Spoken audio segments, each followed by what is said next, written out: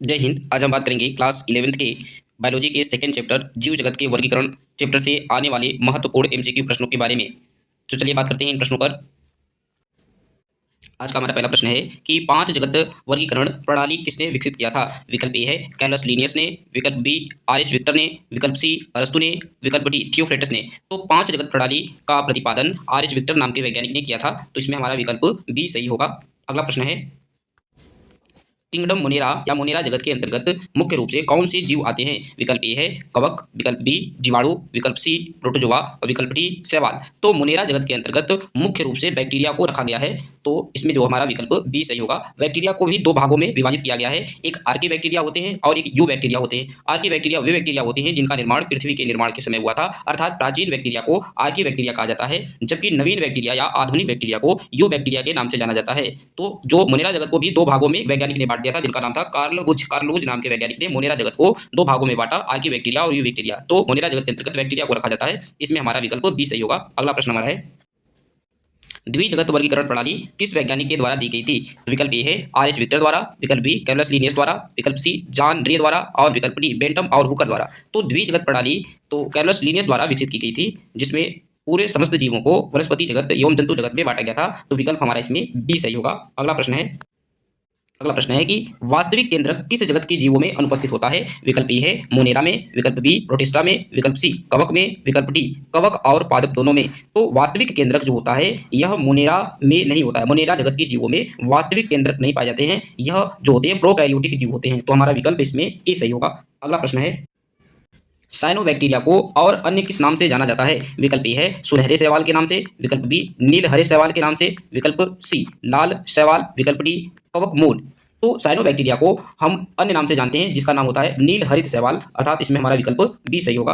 अगला प्रश्न है अमीबा और पैरामीशियम को पांच जगत प्रणाली के अनुसार किस जगत में रखा गया है। विकल्प ए है मोनेरा में, विकल्प बी कवक में, विकल्प सी प्रोटिस्टा में, विकल्प डी एनिमिलिया में। तो अमीबा और पैरामीशियम को पांच जगत प्रणाली के अंतर्गत इसे प्रोटिस्टा जगत में रखा गया है, इसमें हमारा विकल्प सी सही होगा। अगला प्रश्न है कवक या फंगी की कोशिका भित्ति मुख्य रूप से किसकी बनी होती है। विकल्प ए है सेलुलोज की, विकल्प बी काइटिन की, विकल्प सी पैक्टिन की, विकल्प डी पेप्टोग्लाइकेन की। तो कवक की कोशिका भित्ति जो बनी होती है यह मुख्य रूप से काइटिन की बनी होती है, तो इसमें हमारा विकल्प बी सही होगा। अगला प्रश्न हमारा है चरम लवणीय क्षेत्रों में पाए जाने वाले जीवाणुओं को क्या कहते हैं। विकल्प ए है हेलोफिल्स, विकल्प बी थर्मो एसिडोफिल्स, विकल्प सी मैथेनोजोन्स, विकल्प डी साइनोबैक्टीरिया। तो चरम लवणीय मतलब अत्यधिक लवणीय क्षेत्र में जो पाए जाने वाले बैक्टीरिया होते हैं उन्हें हम हेलोफिल्स कहते हैं, तो इसमें हमारा विकल्प ए सही होगा।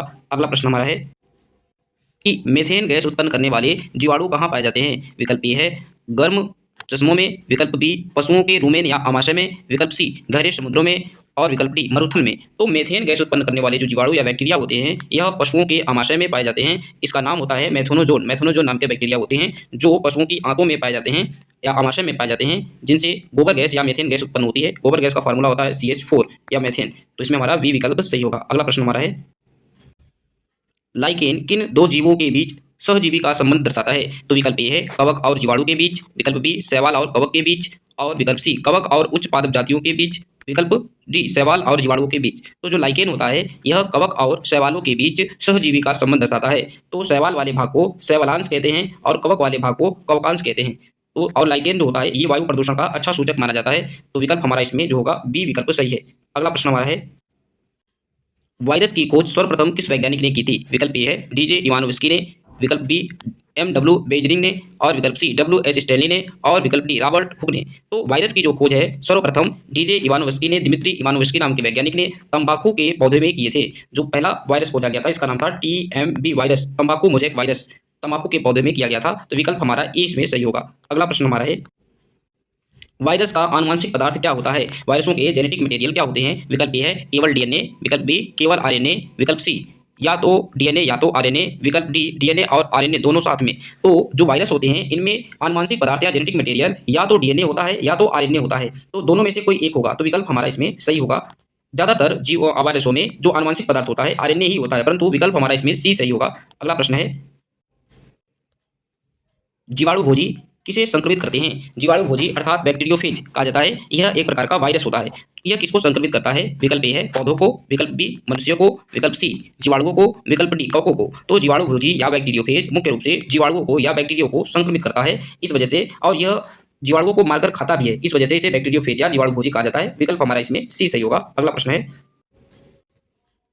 वियोराइट्स या वायराइट्स की खोज किसने किया था? विकल्प ए है टियोडाइनर ने, विकल्प बी इवानोव्स्की ने, विकल्प सी पास्टर ने, विकल्प डी स्टेनले ने। तो वियोराइट्स या वायराइट्स की खोज टियोडाइनर नाम के वैज्ञानिक ने किया था। तो इसमें हमारा विकल्प ए सही होगा। अगला प्रश्न है, वायराइट में किसका अभाव होता है? विकल्प ए आरएनए का, विकल्प बी प्रोटीन की आवरण का जिसे कैप्सिड कहते हैं, विकल्प सी आनुवंशिक पदार्थ का, और विकल्प डी इनमें से कोई नहीं। तो वायराइट में जो होता है, जब वो वायरस होता है, वायरस के ऊपर से यदि हम प्रोटीन की आवरण जिसे कैप्सिड कहते हैं यदि उसे हटा दें तो वो वायराइट में कन्वर्ट हो जाता है। तो हमारा जो विकल्प इसमें बी होगा ये सही होगा, क्योंकि वायराइट के ऊपर प्रोटीन का आवरण जिसे कैप्सिड कहा जाता है ये नहीं पाया जाता है। विकल्प बी इसमें सही है। अगला प्रश्न है, प्रोटिस्टा जगत के जीव मुख्य रूप से कैसे होते हैं? विकल्प ए है एक कोशिकीय प्रोकैरियोटिक, विकल्प बी बहुकोशिकीय यूकैरियोटिक, विकल्प सी एक कोशिकीय यूकैरियोटिक, विकल्प डी बहुकोशिकीय प्रोकैरियोटिक। तो प्रोटिस्टा जगत के जो जीव होते हैं यह होते हैं एक कोशिकीय यूकैरियोटिक, अर्थात प्रोटिस्टा जगत के जो जीव होते हैं जैसे अमीबा, इसमें केंद्रक होता है, एक कोशिकीय जीव होते हैं परंतु इसमें केंद्रक वास्तविक रूप से मौजूद होता है। तो अगर केंद्रक मौजूद है तो यह यूकैरियोटिक कहलाएंगे, और अमीबा जो होता है एक कोशिकीय प्राणी होता है। तो विकल्प हमारा इसमें सही होगा सी।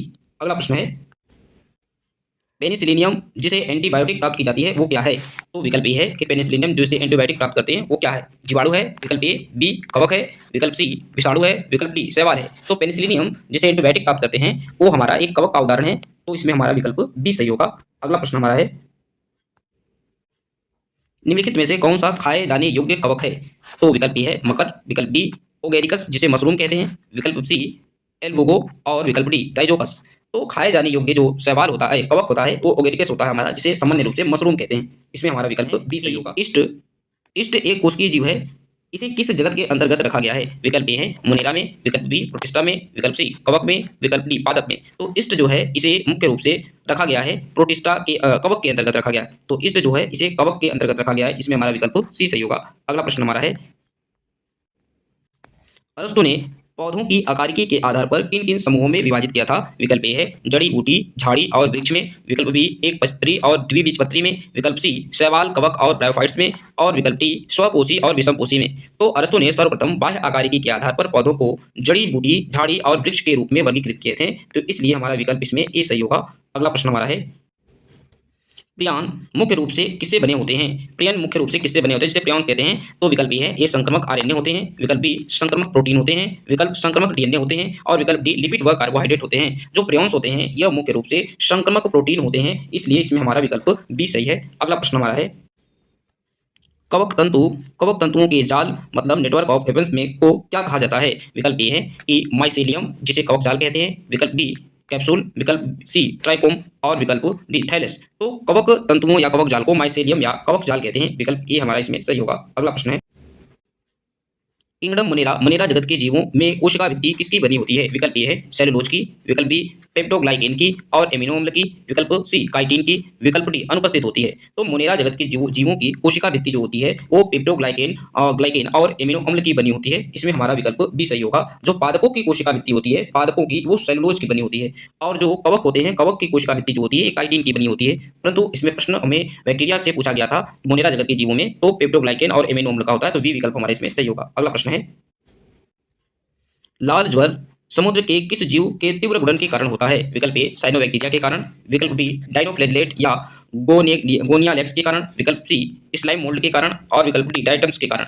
तो लाल ज्वर समुद्र के किस जीव के कारण होता है? तो ये डाइनोफ्लैजेलेट या गोनियालेक्स के कारण होता है। जब समुद्रों में गोनियालेक्स या डाइनोफ्लैजेलेट की मात्रा अत्यधिक बढ़ जाती है जिसके कारण समुद्र का रंग लाल दिखाई देने लगता है, और समुद्र में इस घटना को लाल तरंगों के नाम से जानते हैं, और जिससे कुछ जलीय जीवों की मृत्यु हो जाती है। तो इसमें हमारा विकल्प बी सही होगा, गोनियालेक्स या डाइनोफ्लैजेलेट। अगला प्रश्न है, डायटम की कोशिका भित्ति में कौन सा पदार्थ जमा होता है जिसके कारण वे नष्ट नहीं होते हैं? विकल्प ए है कि विकल्प ए है कैल्शियम, विकल्प बी सिलिका, विकल्प सी काइटिन, विकल्प डी लिग्निन। डायटम्स की जो कोशिका भित्ति होती है उसके ऊपर सिलिका का आवरण होता है, सिलिका का सिंबल एसआई होता है, जिसके कारण वे कभी नष्ट नहीं होते हैं। और यह जो होते हैं डायटम्स बाद में जब डेड हो जाते हैं तो इनका शरीर जाकर मृदा में कन्वर्ट हो जाता है, जिसे हम डाइटमी मृदा कहते हैं। तो इसमें हमारा जो विकल्प बी होगा ये सही होगा, क्योंकि डायटम्स की जो कोशिका भित्ति होती है जो उसका ऊपर आवरण होता है सिलिका का जमा होता है। विकल्प बी सही है। अगला, अवपंक कवक को किस जगत में शामिल किया गया है? अवपंक कवक को किस जगत के अंतर्गत रखा गया है? विकल्प ए है मोनेरा में, विकल्प बी प्रोटिस्टा में, विकल्प सी कवक में, विकल्प डी पादप में। तो अवपंक कवकों को प्रोटिस्टा जगत के अंतर्गत रखा गया है, तो इसमें हमारा विकल्प बी सही होगा। अगला प्रश्न है, प्रोटोजोआ को पोषण और गमन के आधार पर कितने समूहों में बांटा गया है? तो प्रोटोजोआ को पोषण और गमन के आधार पर मुख्यतः 4 वर्गों में बांटा गया है, जिसमें से पहला अमीबीय प्रोटोजोआ, दूसरा कशापीय प्रोटोजोआ और तीसरा स्पैरोजोआ और एक पक्षमापी प्रोटोजोआ होता है। तो इसमें विकल्प जो हमारा सी है ये सही होगा। 4 भागों में बांटा गया है। विकल्प मलेरिया परजीवी प्लाज्मोडियम प्रोटोजोआ के किस समूह के अंतर्गत आता है? विकल्प ए है अमीबिया प्रोटोजोआ, विकल्प बी कसाभिया प्रोटोजोआ, विकल्प सी पश्चिमाभिया प्रोटोजोआ और विकल्प डी स्पैरोजोआ। तो मलेरिया प्रोटोजोआ जो होता है यह स्पोरोजोआ के अंतर्गत आता है, और जो प्लाज्मोडियम होता है यह मानव में मलेरिया रोग उत्पन्न करता है। इसका वाहक मच्छर होता है। तो विकल्प हमारा इसमें डी सही होगा। अगला प्रश्न है, पौधों में होने वाला सिट्स कैंकर रोग किसके कारण होता है? विकल्प ए है कवक के कारण, विकल्प बी विषाणु के कारण, विकल्प सी जीवाणु के कारण, विकल्प डी नेमाटोड के कारण। तो पौधों में सिस्टस कैंकर नाम का जो रोग होता है यह जीवाणुओं के कारण होता है। तो हमारा इसमें विकल्प सी सही होगा। अगला प्रश्न है, ब्रेड मोल्ड के किस नाम से सामान्यतः जाना जाता है, या ब्रेड मोल्ड को और किस नाम से सामान्यतः जाना जाता है? विकल्प ए है राइजोपस, विकल्प बी पेनिसिलिनियम, विकल्प सी ईस्ट, विकल्प डी एल्बुगो। तो ब्रेड मोल्ड जो होता है इसे मुख्य रूप से राइजोपस के रूप में जाना जाता है। जब रोटी के ऊपर जो फफूंदी जमती है उसे ब्रेड मोल्ड या राइजोपस कहते हैं। तो विकल्प हमारा इसमें ए सही है। अगला प्रश्न है, कवक और उच्च पौधों के जड़ों के बीच सहजीवी संबंध को क्या कहते हैं? विकल्प ए है लाइकेन, विकल्प बी कवक मूल या माइक्रोराइजा कहते हैं, विकल्प सी कोरेलाइट जड़ें कहते हैं और विकल्प डी नोडल कहते हैं।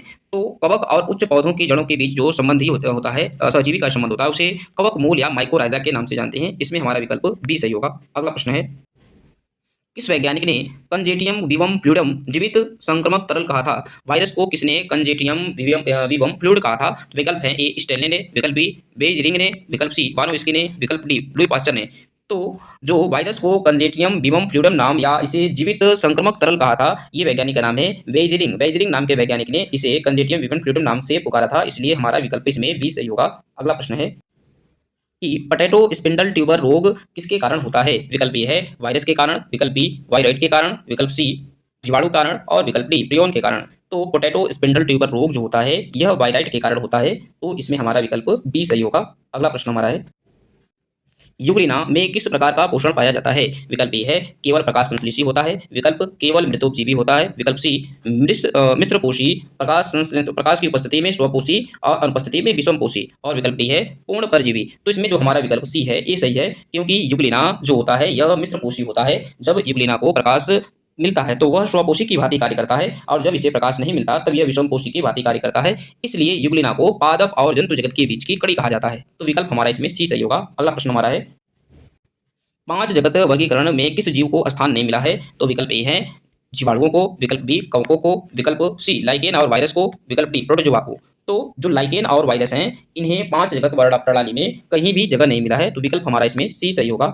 अगला प्रश्न है, कवक में अलैंगिक जनन मुख्य रूप से किसके द्वारा होता है? विकल्प ए कैनेडिया और बीजाणु द्वारा, विकल्प बी विखंडन द्वारा, विकल्प सी मुकुलन द्वारा, विकल्प डी युग्मक संलयन द्वारा। तो कवक में जो अलैंगिक जनन होता है एक कैनेडिया और बीजाणु द्वारा स्पोर्स द्वारा होता है। इसलिए विकल्प हमारा इसमें ए सही होगा। अगला प्रश्न है, निम्नलिखित में से कौन सा कवक सरसों की पत्तियों पर परजीवी के रूप में पाया जाता है? विकल्प ए है न्यूरोस्पोरा, विकल्प बी एल्बुगो, विकल्प सी ओगोरिकस, विकल्प डी सैक्रोमाइसिस। तो सरसों की पत्तियों पर जो पाया जाने वाला कवक है इसका नाम है एल्बुगो। एल्बुगो जो होता है यह सरसों की पत्तियों पर पाया जाने वाला कवक है। इसलिए विकल्प हमारा इसमें बी सही होगा। अगला प्रश्न हमारा है, डायटमी मृदा का उपयोग किसमें किया जाता है? विकल्प ए है तेलों और सिरप के निस्यंदन में, विकल्प बी पॉलिश बनाने में, विकल्प सी उपयुक्त दोनों में और विकल्प डी खाद बनाने में। तो डायटमी मृदा का प्रयोग तेल और सिरप के निस्यंदन में या फिल्ट्रेशन में किया जाता है, और विकल्प बी पॉलिश करने में भी किया जाता है। तो इसमें हमारा विकल्प सी सही होगा, उपयुक्त दोनों में किया जाता है। अगला प्रश्न हमारा है, मोनेरा जगत के वे जीव जिनमें कोशिका भित्ति पूर्ण रूप से अनुपस्थित होती है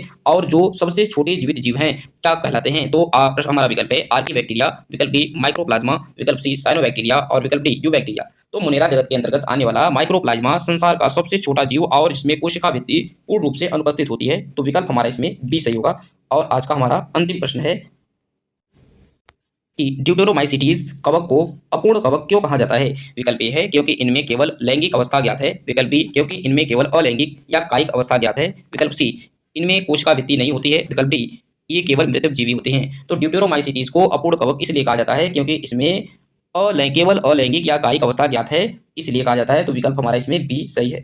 यदि वीडियो आपको अच्छा लगा हो तो वीडियो को लाइक कीजिए, चैनल को सब्सक्राइब कीजिए। हम इसी तरीके से सभी चैप्टर की वीडियो लाते रहेंगे। आपको जिस भी चैप्टर की वीडियो की आवश्यकता हो या जिस भी चैप्टर से महत्वपूर्ण एमसीक्यू प्रश्नों की आवश्यकता हो, वीडियो के नीचे कमेंट कीजिए, हम उस चैप्टर की वीडियो आपको प्रोवाइड करा देंगे। धन्यवाद। जय हिंद।